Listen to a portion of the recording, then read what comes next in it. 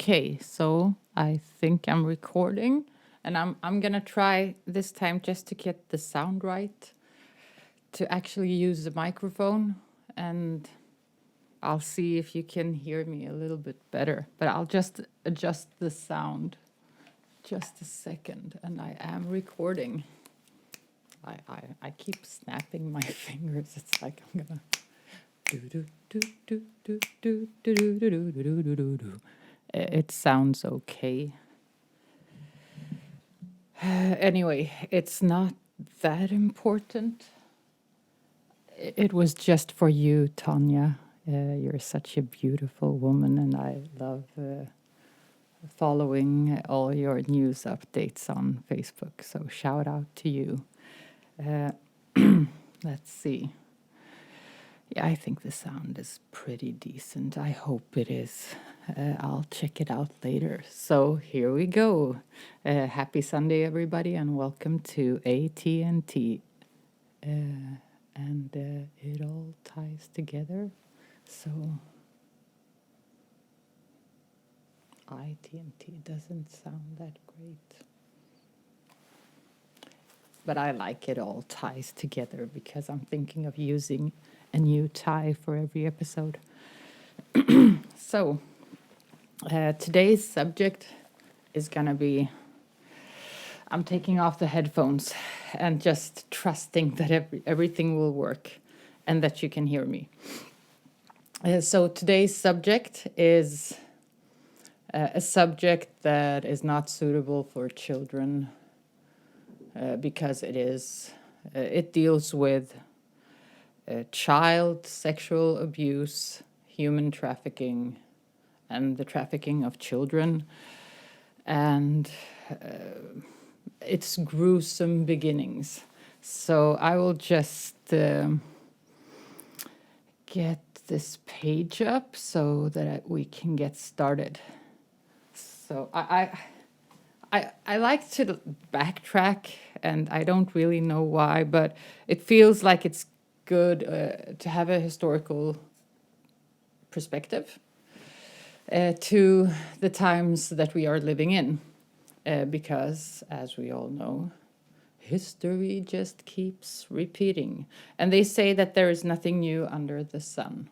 So I will start this off by bringing up Kinsey, Alfred Kinsey.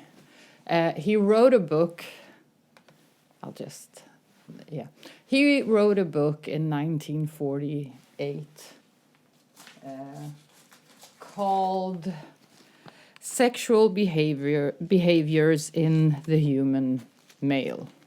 And this book, a part of it, or I can just run the video and talk about how this all ties into today later. So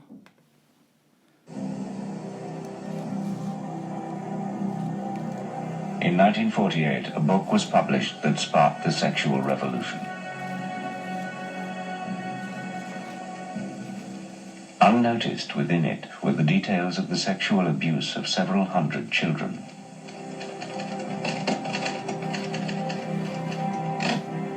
Who were these children? Who were their abusers? And how did the world's most famous sex scientist come to use the details of these sexual assaults as evidence of children's sexuality?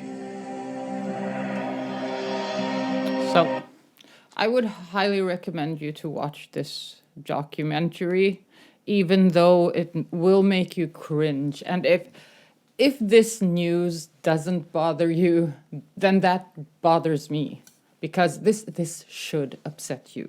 All of it should upset you to the point of rage, the rage needed to actually do something about this, because it's the insanity of it all.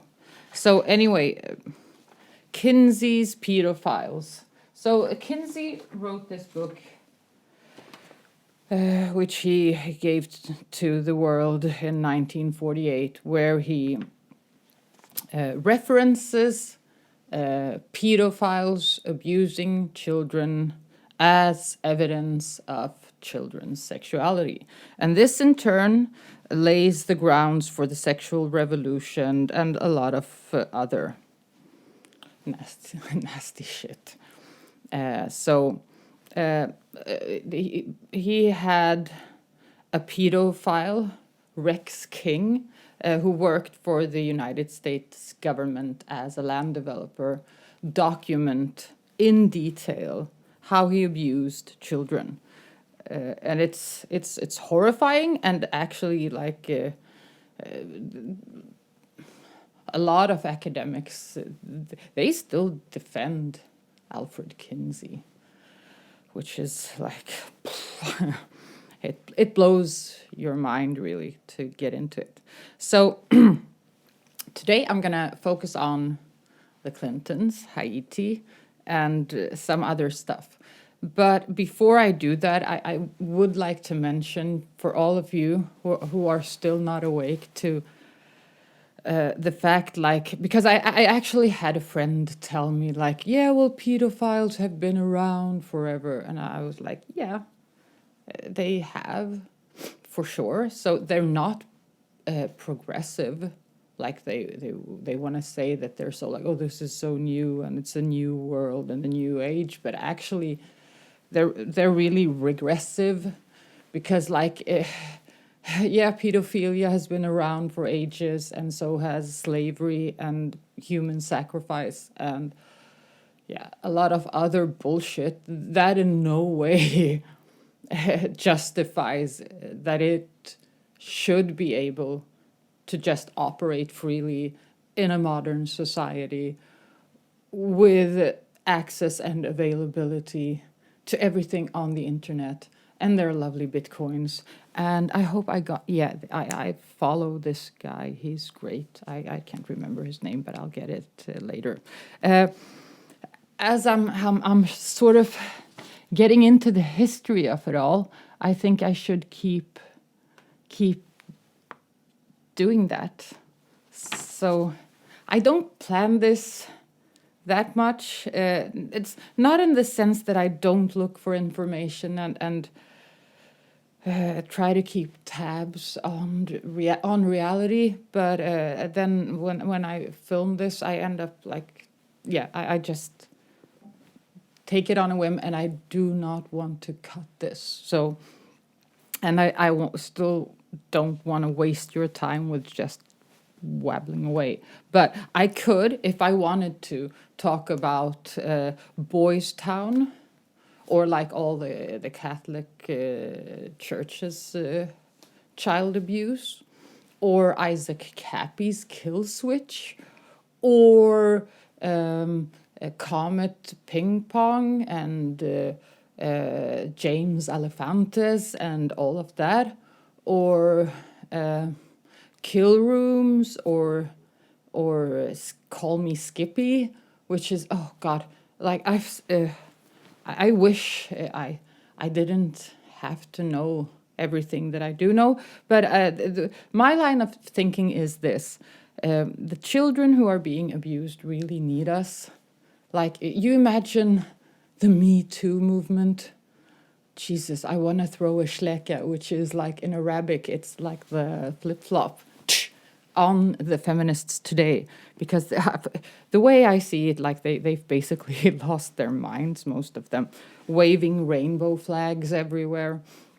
And this is also ironic. I know I'm digressing again, but can I do that? And then at least it will be natural, have a natural flow to it, and I would prefer to do it that way.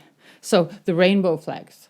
This amazes me about the rainbow flags, because if you tell people that there is a global agenda and that they want this new world order, which is actually the old world order sold to you in a GMO frenzy of chemtrails and frequency weapons and mind control, and they're really good at what they do. They are. Who doesn't cry in Disney movies? And like they hit you where they know it hurts, or where they get you. So, rainbow flags, yes, it is. You see them everywhere. Like they're littered all around the world. But sure, there is no agenda, and they actually just come out clean and talk about what they're doing. So you can look that up. But yeah, let us not forget the Queen of England and Jimmy Savile and BBC. And I'm not even reading this because I'm still reading the pink swastika here. So this is just off the top of my head mentioning all the rampant child abuse that's going on today. And the scary part is that they're actually pushing, they're using the ground that Kinsey laid to push this this narrative that but it's pedophilia, we're child lovers. That's why we fuck children so they get like hurt and maimed for the rest of their lives. Oh, Jesus. Oh, I just need to take a second. So this really gets me. It does. It's awful. I can't joke this away. So this episode will have to be more inspired by Gordon Ramsay yelling at people. Oh, Jesus, the bastards, the bastardly bastards. So I digressed quite a lot, and I'll try just to get back to the issue. So I've been listening to some lectures on The Pink Swastika, which is a book that talks about homosexuality within the Nazi Party. It also talks about Hitler's past as a male prostitute, and I really don't know, like, it's hard to know about, like, the validity of that, but I did find some interesting things in it, which ties back historically even further back. So we'll make a zigzag here. And this is cross-dressing soldiers in the German army. These photos show cross-dressing soldiers from the German Wehrmacht. Die Fotos zeigen auf einmal Soldaten, die wir kennen als Nazi-Krieger, auf einmal von einer Seite, die man nie erwartet hätte. Also das sind auf einmal eine gewisse Weichheit, eine Sentimentalität, die kommen auf einmal als Menschen mit Sehnsucht daher. Martin Damann collects private photo albums from various wars. He went through hundreds of albums from World War II and found so many pictures of cross-dressing soldiers that he published a whole book of them. Solche Fotos gibt's in allen Fotoalben aus Kriegen. Verrückterweise gibt's in... So I'll just stop this here, and then, wait, I'll just jump here to... let's see... Pastor Scott Lively, author of The Pink Swastika. Now, I have not read the book. I have read excerpts from it, and I've listened to Pastor Lively speak. But I'll just let him dive into this, because what I do want to get into like today's issues, because this is really just laying a path or giving you a red thread to follow. So than fiscal issues and secular issues. This goes right down to the idea of where do we stand as human beings in relation to what God said about the very essence of who we are as human beings. How do we deal with the issue of sexuality as human beings in God's world and under his system of accountability? And We didn't have this issue back in the 1940s and before. There had always been a discrete subculture of people who wanted to live outside of the mainstream, but it wasn't until the late 1940s that we really began to have to start dealing with this when they made their move, and here in this country. But that move didn't start here in this country. The modern homosexual political movement actually started in Germany. That's what this book is about. The pink swastika, homosexuality in the Nazi Party, is a couple of things. One, it's documentary evidence in support of Romans chapter 1. How many people know what I'm talking about? Romans chapter 1 in the Bible, right? Where homosexuality is defined by God as being representative of the reprobate mind, the depraved mind. And then at the end of Romans 1, there's a laundry list of antisocial behaviors that really... And I'll just cut him off because, like, this is my news show. So he does dive into some really interesting historical issues which do tie in to the issue of child abuse in the realms of power, the systematic child abuse within the realms of government and power and in the elite that have been going on for ages. And I could let him talk. I'll just sum up some of what he talks about or writes about in his book or talks about in his lectures, and it's how basically, and I'm really like putting this to its essence. This does not make it justice, but and this I do want to say this. I don't give a rat's ass what grown-ass adults choose to do. If you want to lay around in like an orgy with macaroni and cheese, please do. It doesn't really, I don't give a fuck, really. I couldn't care less about what grown men and women do with their time and how they choose to spend it, as long as I would prefer that it makes you happy and that you are choosing what feels right for you and that is aligned with your truth. But I get it. I can't even describe what I feel when I look into the issue of raping children. And let me just be blunt about this so that I can hammer this in. While the Me Too movement was running around talking about the oppression of women, and I am a woman, and I think I just demand to be treated equally by everybody, and I try to treat people equally. And let them prove themselves over and over again. But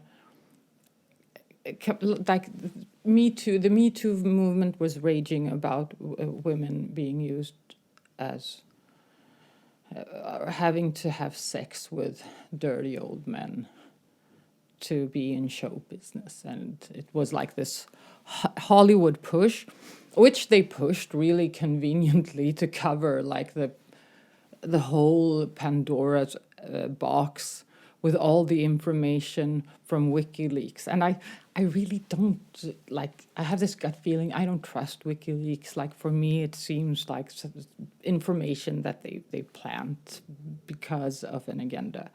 So, yes.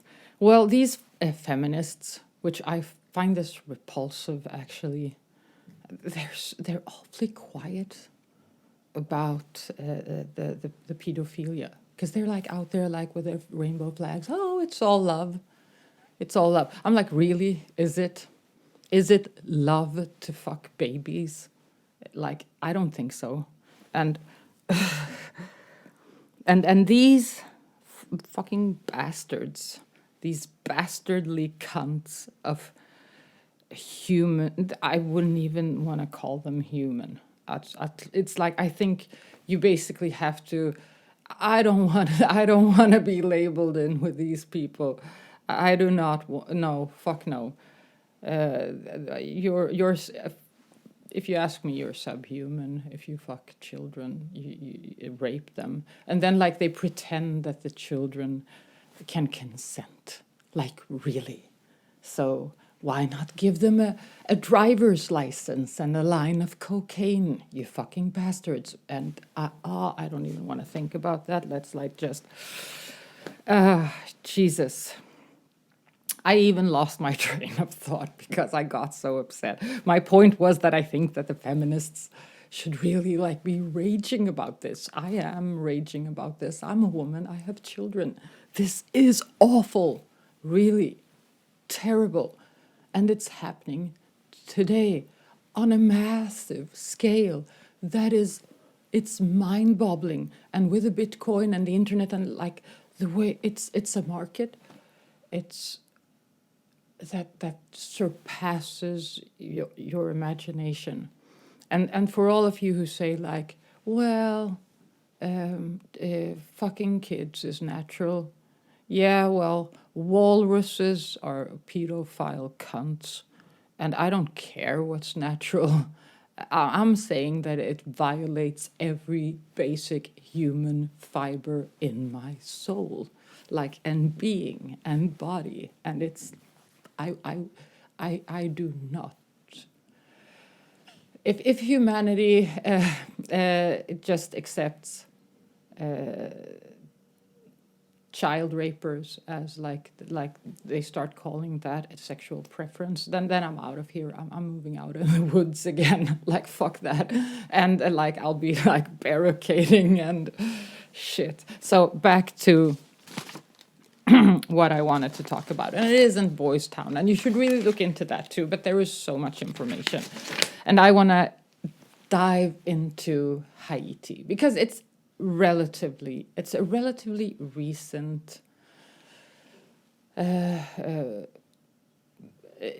thing, and it's more into our time. So, like after the earthquake in Haiti,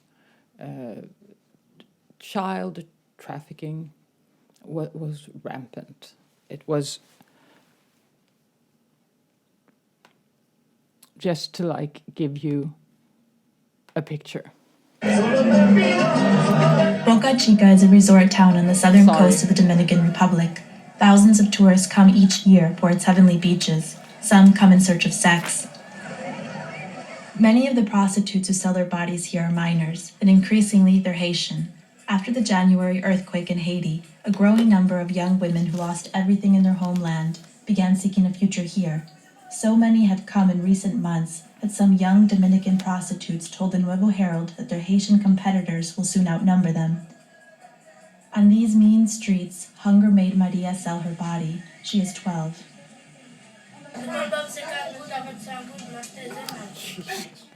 Maria crossed the border in February with her cousins, who are 13 and 10 years old. A hustler, Fucking as human bastards. traffickers are called. I can't watch this now, because then I'll be sobbing and raging. And Jesus, this is why people do not want to look at this. Because if you are a human being, and if you have any fiber of decency in you, this will bring you to tears and make you rage. So, here's where the Clintons and Laura Silsby tie into all of this. So, Laura Silsby was arrested in Haiti because she was trying to smuggle 33. Who would have guessed it? That number just keeps popping up. Children from Haiti. And he said, without a single charge. We first brought you this story about 2 weeks ago. He's 29. He's a Christian pastor running an orphanage with his wife in Haiti and has been for years. Days after we talked to his wife, Leanne, who's, by the way, 9 months pregnant, live here in America's Newsroom. Danny Pye was released from jail. In his first television interview since then, he's live with us in Sarasota, Florida, with one of his little girls. I can't imagine what you went through, and I'm sure you are absolutely elated to be home and reunited with your family. They made an effort to come and talk to the judge in Haiti, all that to no avail. Why were they holding you after you were only trying to do good work in that country? There was no official charges. There's lots of talk and lots of rumors of why the reasons were, but I was arrested actually just 2 different times and held for 5 months in the jail with the charges of contempt of court and false documents were the official charges, but they never came into they were. So I'll cut him off there, and we will get back to Daniel. Let's us not forget. So anyway, Laura Silsby and Daniel were arrested trying to cross the border out from Haiti with 33 children, aged from 2 months of age to 2 years. And what they said was the entire team deeply fell in love with these children. Oof. And so we could dive into Laura Silsby, who changed her name because she got married. I'm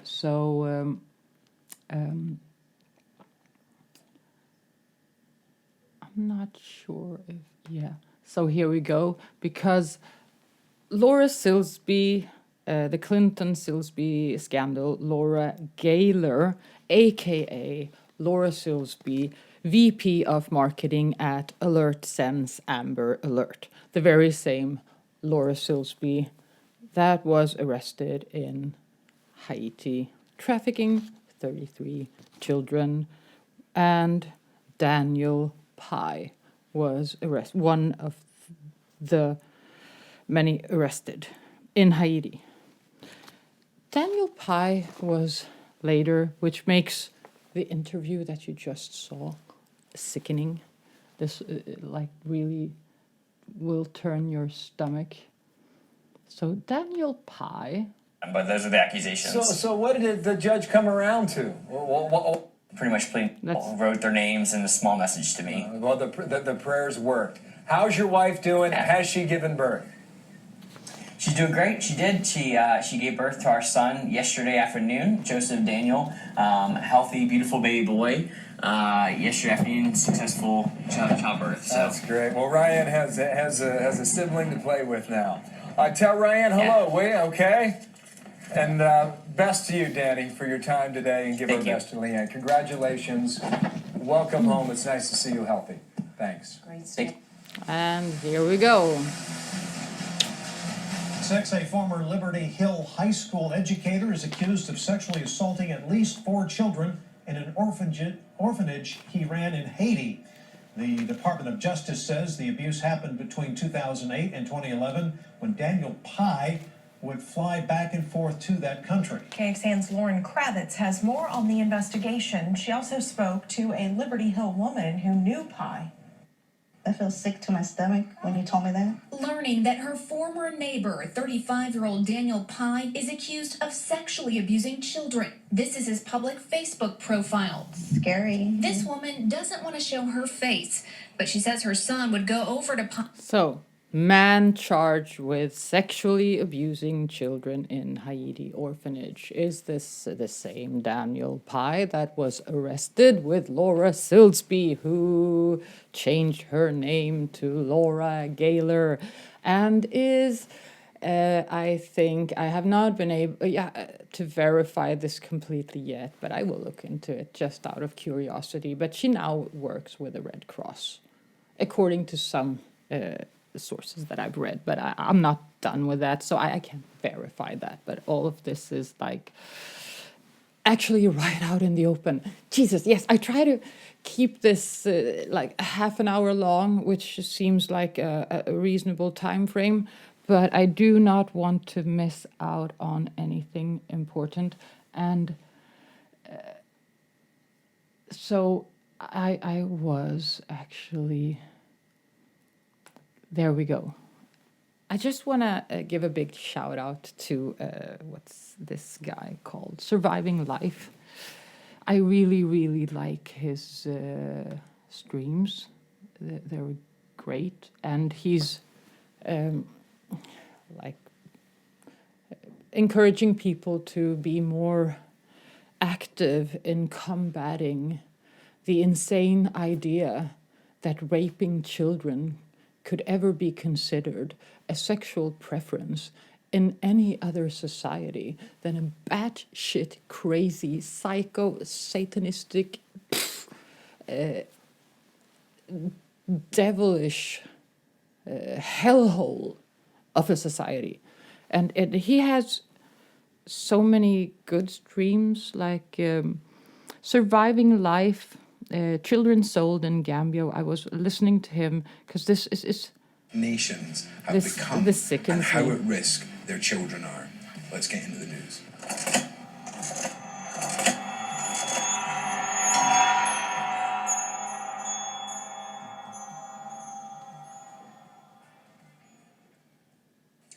Okay, so this was the report that got my attention today.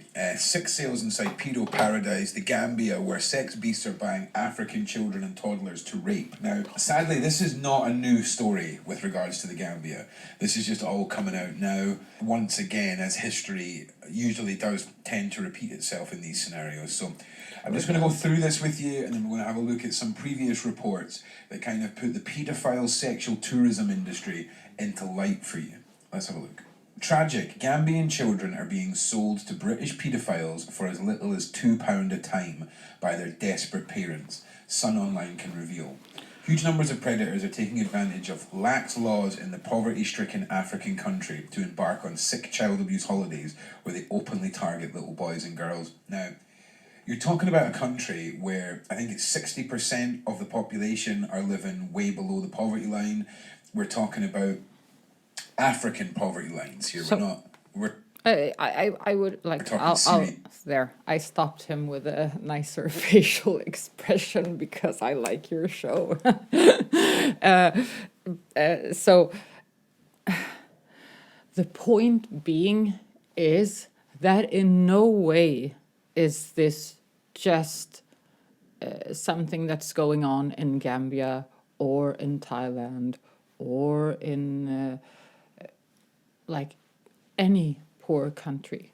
And the scary thing is that it's one thing hunting child abusers, child rapers out in public, but how do you get at the ones who are in government or in positions of power and control, who do their abuse in underground bunkers and like places that are not accessible to the ordinary person? And like, so you have basically this system where the police and armies, they don't question the orders given usually, and if they do, it usually ends up in political chaos.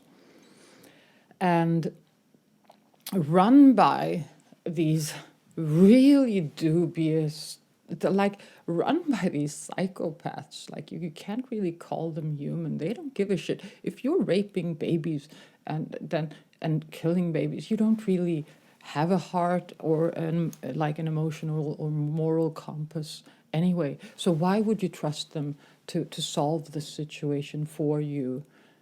Like with the QAnons, all like hailing, oh, Trump, like he will get, like one of the psychopaths and pedophiles would actually hunt down his friends, which he would, because if he is a real psychopath, they will throw away the expendables. They will seize an opportunity to mask themselves as the crusaders of truth and righteousness, when in reality they are just copying out competition and getting rid of some people that they wanted to get rid of anyway, and keep on with their devilish, horrible hellhole of a plan for humanity and our children. And I will not accept that. And that makes me relatively happy in a world that's gone insane. And with that, I see that I could wrap this up in 37 minutes, which would be awesome. So the pink swastika, I have 2 minutes left. I'll jump to that. Is interesting because what he dives into is like the book burnings were basically all the charges against the SS and the German youth programs of the day of child abuse. And when they burned the books, they burned some books, but like in the middle of that pile, they got rid of I don't know how many dossiers of child abuse allegations from concerned relatives or parents or whatever.